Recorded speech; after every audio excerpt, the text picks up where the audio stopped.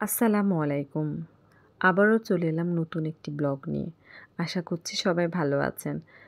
২-৩ দিন যাবৎ খুব গরম পড়েছে। খুব অবস্থা খুবই খারাপ সবার। এই তো কি আমি গাছে পানি দিচ্ছি কারণ গাছগুলো আমার খুবই শুকিয়ে গেছে। গাছে পানি-টানি দেওয়া শেষ করে আমি যাব আনায়া এবং আদিবাকে রেডি করতে কারণ আদিবার এক্সাম আছে এবং আনায়ার ফার্স্ট টাইম তার বোনের স্কুলে যাবে আজকে। সেই জন্য আনায়াকেও রেডি করে নিব এবং তার ফাঁকে আমরা মা-মেয়ে একটু নাস্তা করে নিব হচ্ছে কলা এবং পাউরুটি এবং সাথে আছে চা। চা না খেলে তো দিন ভালো হবে না। দিন শুরুটাই হয় আমার চা খেয়ে। এই তো কি ২ বোনকে রেডি করে চলে যাচ্ছি স্কুলে। আনায়া বেবি খুবই খুশি কারণ হচ্ছে সে বাইরে গেলে খুব খুশি হয় মাশাআল্লাহ। আদিবার স্কুলে চলে এলাম প্রায় কাছাকাছি। আমি এখন আদিবাকে স্কুল গেটের ভিতরে ক্লাসরুমে বসে একটু বাইরে অপেক্ষা করছি আদিবার জন্য। আদিবার এক্সাম মোটামুটি শেষ। এখন বাসার দিকে রওনা হয়ে যাব, বাসায় চলে যাব এবং দুপুরে খাবারের প্রস্তুতি ডাল, মাছ, শুটকি আরও আছে সবজি।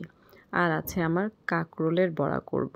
মোটামুটি আমার সব কাজ শেষ। আনায়াকে গোসল করিয়ে দিয়েছি।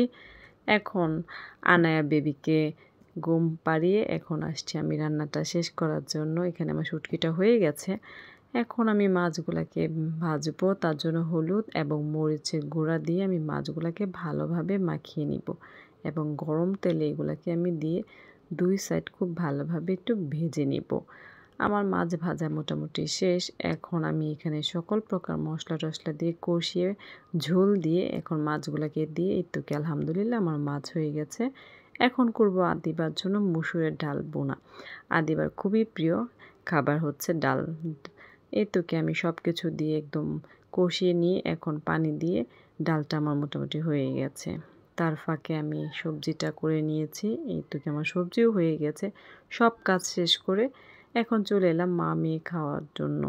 এই তো কি আদিবার আমি খেতে বসে গেছি। এই তো কি আমরা খাচ্ছি। জিজ্ঞেস করলাম কেমন হয়েছে আদিবার খাবার? সে বলছে গুড। বিকেলবেলা আনায়াকে নিয়ে একটু বাহিরে দাঁড়িয়ে আছি। আমার বাগানগুলার গাছগুলা দেখতেছিলাম। বিকালে নাস্তার জন্য তৈরি করলাম হচ্ছে বিফ। বিফ দিয়ে আজকে তৈরি করব হচ্ছে বার্গার। আদিবা বিফের বার্গার খাবে সেই জন্য। কারণ বাহিরের যে পরিস্থিতি এখন বাহিরে যাওয়া যাচ্ছে না সেই জন্য বাসায় তৈরি করলাম। এই তো কি আমার মোটামুটি সব কিছু রেডি হয়ে গেছে। এইগুলার ভিডিওগুলো আমি আস্তে আস্তে দিয়ে দেব রান্নার প্রত্যেকটা ভিডিও ইনশাআল্লাহ আমার পেজে পেয়ে যাবেন। আপনারা আমার পাশে থাকবেন আশা করি। ব্লগগুলো সবসময় দেখবেন, লাইক করবেন, কমেন্ট করবেন এবং শেয়ার দিবেন। রাতে খাওয়া দাওয়া শেষ ব্রাশ করে এই তো কি বেবি আনায়াকে ঘুম পাড়িয়ে আল্লাহ হাফেজ।